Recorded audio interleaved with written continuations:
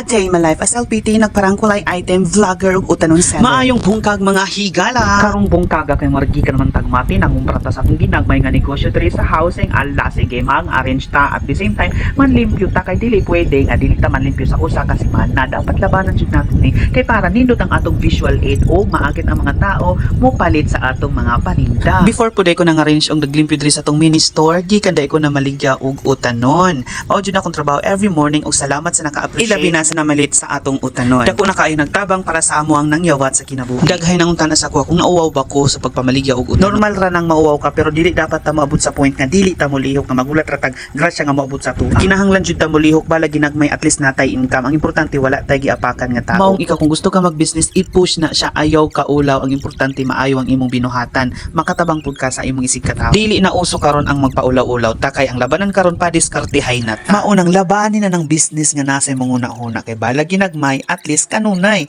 naatay income every day bahala ginagmay. Dili kay sige panghimentay sa atong isig ka tao kung ning angat na ba or wala kay kung ning angat na atong pambirahon na unsre ka. Dili pud pasabot kami mga negosyante kwartahan na. Tinuod na kagunit mi kwarta pero among ginaruling na everyday wa may bulsa. Sa sige na kog istorya na human na di ay ko sa akong trabaho. Mao ni ang kinalabasan sa akong pagpang-arrange. Diri lang sa Takutob. God bless sa inyong tanan ug salamat sa paglantaw.